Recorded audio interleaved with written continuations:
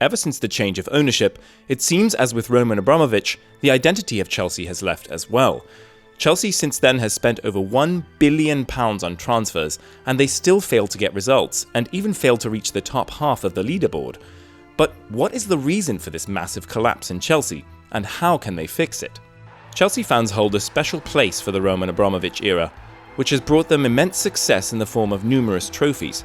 However, during the 19 years of his ownership, the club reportedly incurred significant financial losses, something not commonly seen in successful businesses.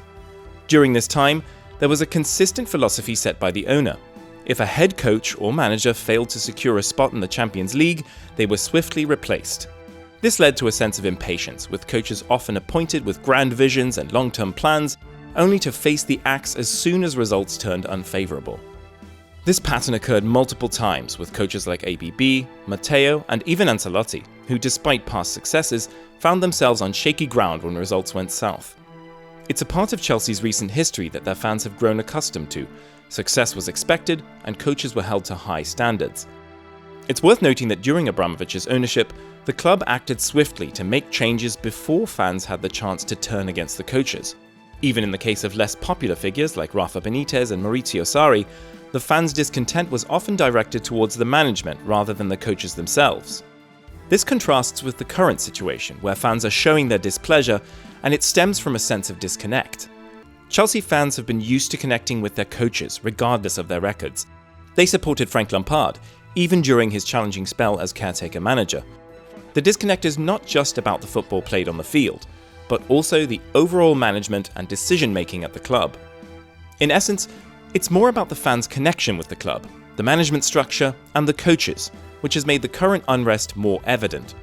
The fans' frustration isn't solely based on the on-field performances, but also on the entire setup of the club, which they feel disconnected from. Chelsea fans might still carry some baggage from the previous season when things went terribly wrong. During that time, there was a sense of frustration, with fans disliking many of the players and questioning their performances. It's not unusual for fans to go through periods where they find it hard to connect with the team, especially when things aren't going well. The situation got to a point where fans were thinking, can we even bond with these players? They felt like the new signings weren't living up to expectations, and then Chelsea brought in even more new faces. This left fans feeling like there wasn't a clear identity for the team, and they struggled to get to know the players and the manager, apart from the fact that Pochettino was previously liked by Tottenham fans. There's a growing sense of skepticism among fans about the ownership and some of the decisions being made. They sometimes feel like the club is being laughed at, and they're left defending something they aren't entirely sure about. People have been asking, what's Chelsea's plan? Well, there is a plan at Chelsea, and it's quite straightforward. They aim to build a very young team, invest in young talent with long-term contracts, and hope to bring them together under the guidance of coach Pochettino. Their plan is clear, but its success remains uncertain.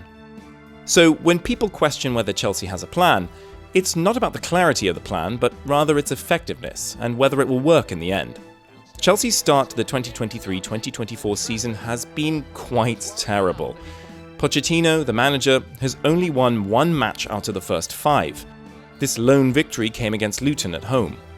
The start wasn't so great, but then they were able to scrape 2 victories in a row against Fulham and Burnley, and a massive draw against Arsenal.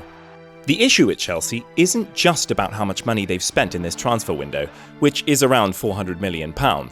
They've also made substantial sales, including players like Kante and Lukaku. So the net spend isn't outrageously high. However, the problem lies in the fact that they spent a lot of money in the previous season as well. Chelsea's recent transfer activity has left them in a state of confusion. They've had multiple rebuild phases, but the results haven't been as expected. 2 years ago, they had a big transfer window with notable signings like Timo Werner, Hakim Ziyech, Kai Havertz, Edward Mendy, and Ben Chilwell. They even brought in Thiago Silva on a free transfer. This was seen as a significant moment for the club.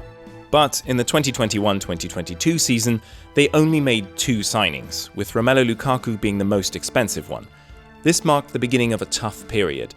The club also let go of several promising young talents who were supposed to be the future of Chelsea, like Tammy Abraham and Fikayo Tomori. So, the situation at Chelsea is quite complex. Despite substantial spending and selling, they haven't been able to achieve the expected success. It's as if they are repeatedly trying to rebuild, but the results are disappointing. They struggle to maintain a steady lineup and appear disorganized. The club seems to be signing trendy young players on long-term contracts without a clear plan for how they fit into the squad. Players like Porma and Madueke have arrived, but they face challenges in finding regular playtime. The team's instability is evident in their constant rotation of players.